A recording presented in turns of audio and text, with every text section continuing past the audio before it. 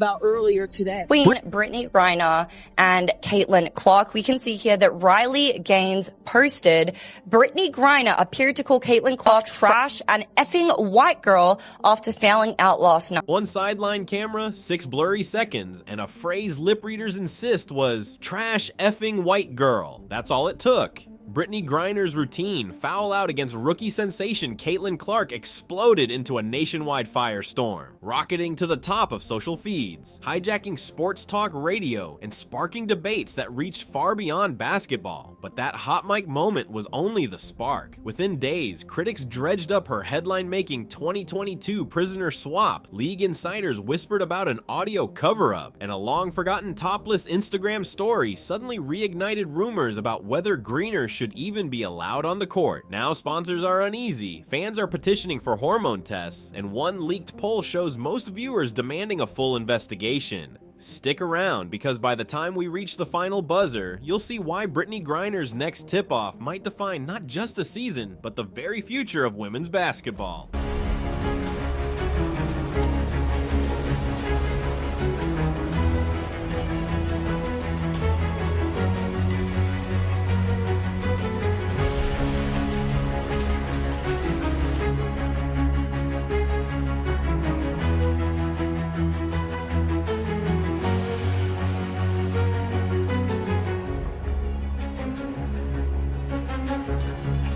It happened with 1:47 left in the fourth. Griner lunged across the paint, caught Clark's elbow, and the refs whistled her 6th foul. As the arena booed, a courtside camera zoomed in just long enough for viewers to lip read the words that would detonate across social media. Slow motion replays looped on every timeline. Griner turning toward the bench, jaw tightening, then what looked like trash effing white girl slipping out before she slapped hands with a teammate. Within an hour, screen recordings were everywhere. Sports pages, political pundits, even mainstream morning shows. Hashtags morphed into battle lines like suspend Griner versus let her play. Riley Gaines reposted the clip with a single caption, "Unbelievable." And thousands piled on. Even people who couldn't identify a WNBA logo weighed in, calling it the league's Ja Morant moment, the one scandal nobody could ignore.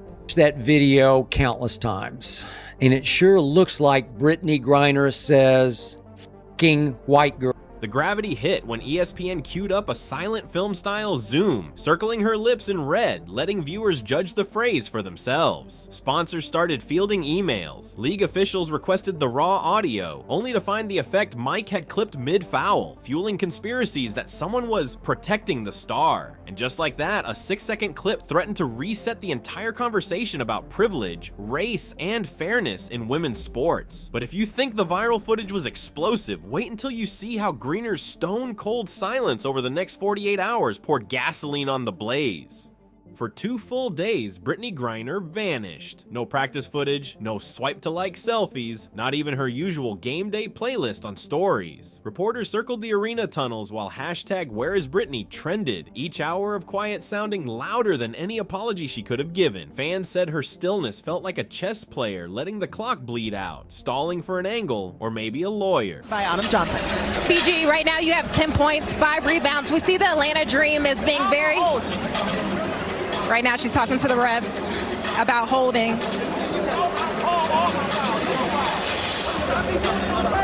We're going to send it back to you guys. Very important question. When she finally resurfaced, it wasn't at a crowded post-practice scrum, but a tightly controlled one-on-one. Leaning forward, she locked eyes with the interviewer and fired off a single line. "I would never use that language, period. No elaboration. No sorry if you heard it wrong. Just a crisp denial before the feed faded to black. The timing only fed suspicions. Why wait 48 hours if the truth was that simple?" Sports talk shows devoured the vacuum. Skip Bayless railed that the league was protecting its marquee name, while Stephen A. Smith demanded the full on-court audio. WNBA HQ answered with a curt statement, "We are reviewing all available footage. Corporate code for sit tight and hope the storm drifts elsewhere." Meanwhile, Clark sidestepped the circus. "I'm focused on the next game." That calm shrug made Griner's silence look even heavier. Sponsors noticed. A sneaker giant monitored the situation. A streaming partner pressed for updates. Inside the locker room, teammates posted heart emojis under Griner's denial, but off-record whispers leaked. "We don't need this heat right now." Twitter polls showed nearly 2/3 of fans wanting at least a fine, maybe a suspension. Brittney Griner was caught on tape during a game with the Indiana Fever, dropping racial slurs against Caitlin Clark, and pretty obviously doing so. The verdict hadn't landed, but the court of public opinion was already pounding the gavel, and as Griner's one-sentence defense echoed in the void, a bombshell from her past roared back into view, reminding everyone this wasn't the first time headlines had revolved around her, and hinting the fallout could be bigger than a single slur debate.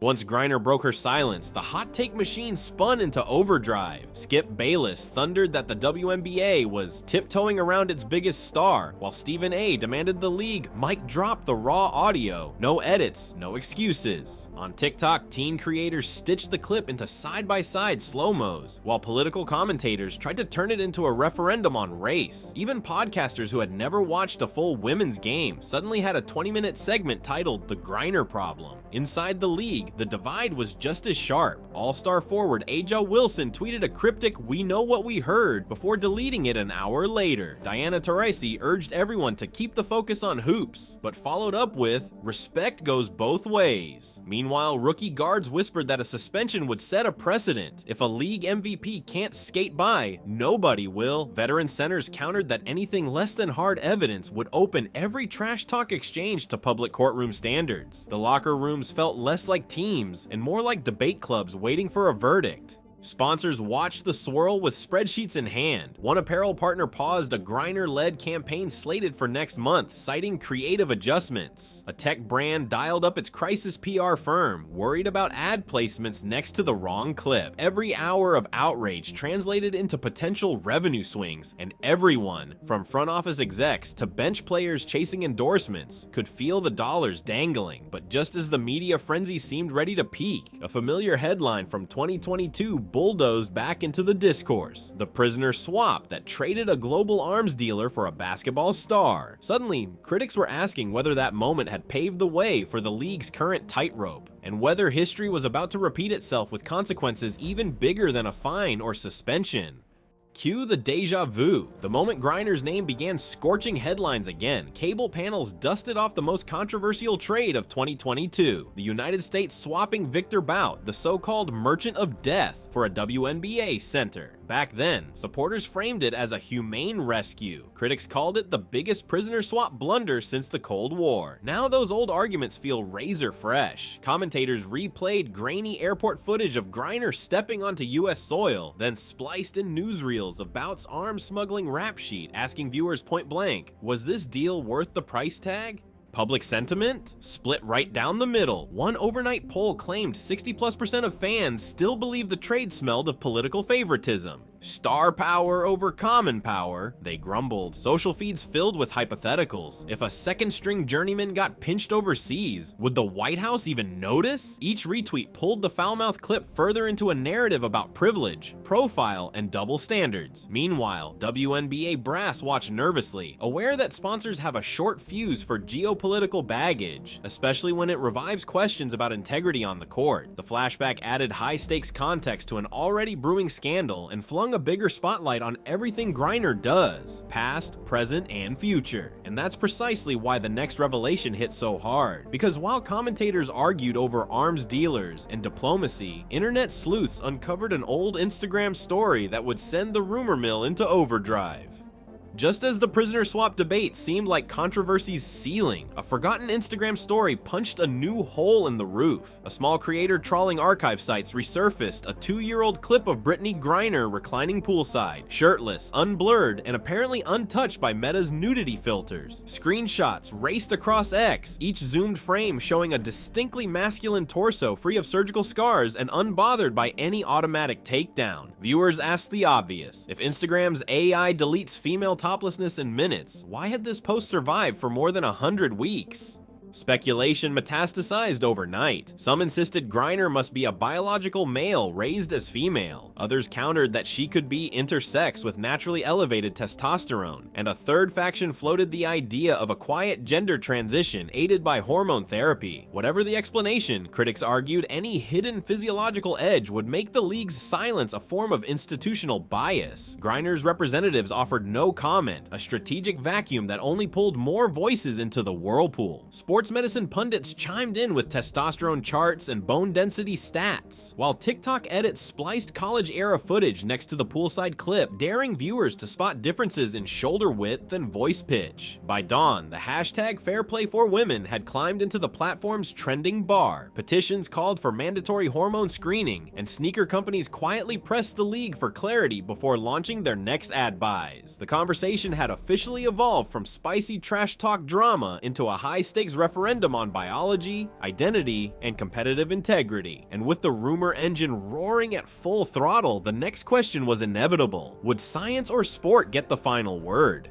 Suddenly, the conversation that began with a sideline insult had migrated into the lab, where hormones and chromosomes carry more weight than points or rebounds. Sports scientists jumped in first, explaining that Olympic-level federations cap testosterone for women's events, whereas the WNBA still has no formal ceiling. They rattled off numbers. Average female T levels sit well below even the lowest male range, then asked viewers to do the math on a 6'9" center who dunks with casual ease. Journalists pressed league officials for any prior hormone testing. The response was a polite stonewall, citing medical privacy. That silence only amplified chatter that the W might be skating by on outdated policy, hoping its stars never force a direct comparison against stricter international standards. Griner, for her part, has never failed a drug test, never missed a game for violation of any substance rule. Supporters leaned on that fact like a shield, arguing that clean results equal fair play. Critics countered that the absence of testing thresholds hardly amounts to proof of parity. Comment threads became impromptu anatomy classes, debates over bone mineral density, muscle cross-section, lung capacity. One physiologist warned that any sweeping verdict based purely on topless screenshots would be pseudoscience, yet conceded that the league's lack of transparency invites exactly that sort of speculation. While experts bickered over endocrine charts and ethical lines, the court of public opinion kept a simpler scorecard. Either Brittney Griner's biology is within the bounds of women's basketball, or the sport's credibility is on the clock. And that ticking grew louder every hour, because outside the labs and lecture halls, petitions were piling up, sponsors were pacing nervously, and the hashtag army was gearing up for its loudest push yet.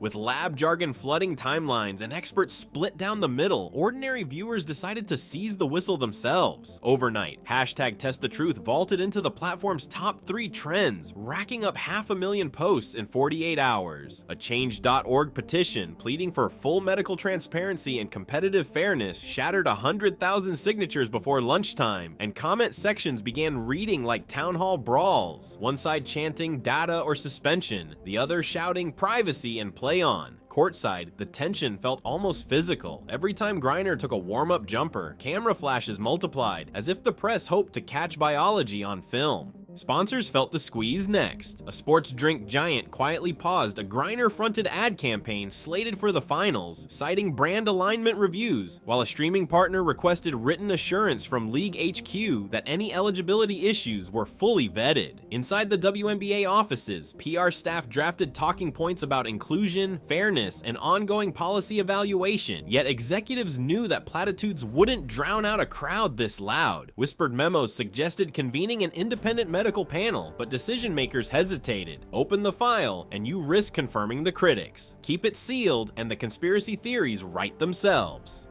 Players sensed the stakes too. Younger athletes worried that any official probe could redraw the baseline of who qualifies for a roster spot, while veterans feared that letting rumors fester would tarnish every stat they'd ever earned. The league's 30-day discipline window suddenly felt like a fuse burning toward the powder keg, and as the hashtag tallies climbed higher, the unanswered question loomed larger. When the governing body finally speaks, will it deliver a quiet memo, or a verdict that rewrites the rulebook? Because the moment that statement drops, the future of women's basketball could swing in a direction no one on either side of the debate sees coming. The league's crisis team has mapped 3 routes, and everyone could redraw the sports landscape. Route 1 is the quiet clearance. Griner submits to private testing under strict confidentiality, doctors sign off, and the WNBA releases a bland statement: all athletes meet current eligibility standards. That diffuses legal risk and protects player privacy, yet the internet will treat it like a cover-up, ready to erupt the next time a rumor flares. Route 2 is the sunlight strategy. An independent medical panel runs transparent tests, publishes thresholds, and invites peer review. Credibility soars, but so does collateral damage. Fresh hormone limits could sideline more than Griner, reshaping rosters and contracts overnight. Player unions will argue bodily autonomy, while sponsors cheer the clarity until a beloved star fails the new line, and Twitter turns the victory lap into a villain arc. Route 3 is the nuclear ruling. If updated guidelines render Griner ineligible,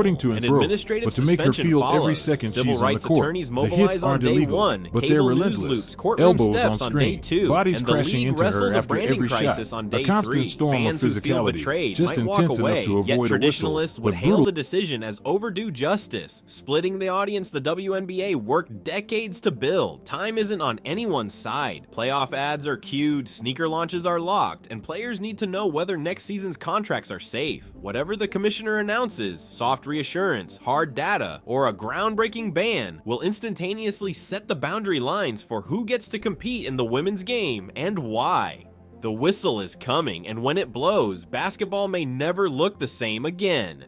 A 6-second sideline clip lit the fuse, but look how far the sparks have traveled. From a viral slur debate to a prisoner swap flashback, from a topless Instagram leak to petitions demanding hormone panels, every layer has peeled back another question about privilege, identity, and competitive truth. Now the WNBA stands at the edge of 3 diverging roads: quiet clearance, transparent tribunal, or nuclear ruling, and whichever path it chooses will echo through every future jump ball. So, what do you think? Is this storm about fair play, personal privacy, or something bigger none of us can yet name? Drop your take below, hammer that like button if you crave real talk about the game behind the game, and smash subscribe so you don't miss the verdict when it finally drops. Because the next whistle may not just start another matchup, it could redefine the very meaning of women's basketball.